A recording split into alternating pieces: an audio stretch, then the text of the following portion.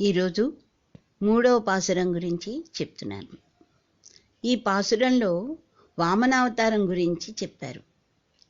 ఈ తిరుప్పావై వ్రతం ఆచరించటం వలన దేశం అన్ని విషయాల యందు కూడా ఎలా వృద్ధి చెందో చెప్తున్నారు.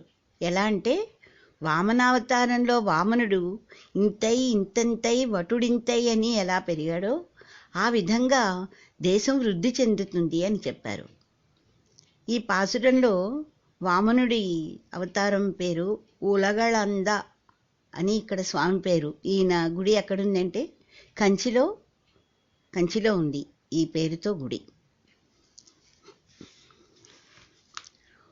ஓங்கியுலகளந்த உத்தமன் பேர்பாடி நாங்கள் நம் பாவைக்குச் சாத்தி நீராடினால் தேங்கிருந்தி நாடெல்லாம் திங்கள் மும்மாறி பெய்து ஓங்கு பெரும் சென்னல் ஊது கயலுகள பூங்குவளை போதில் போரி வண்டு கண்படுப்பா தேங்காதே புக்கிரந்து சீத்தம்முலை பத்தி வாங்கக்குடம் நிறையுக்கும் வள்ளல் பெரும் பசுக்கள் நீங்காத செல்வம் நிறைந்தேలోరెంబావాయ్.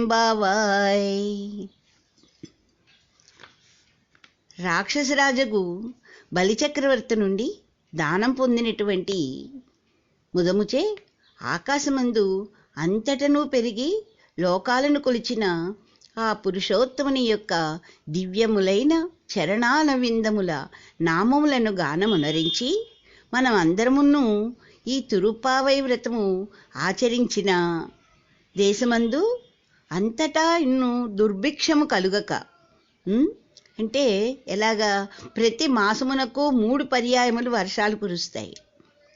పంట చేలు అన్నీను కూడా త్రివిక్రమును వలె వృద్ధి నంది. సస్యముల యొక్క మధ్య భాగములందు చేపలు త్రుళ్ళిపడుచూ ఉండ, అంటే ఏమిటి, చెరువులు అవి కూడా చాలా పారుతూ ఉంటాయి అని.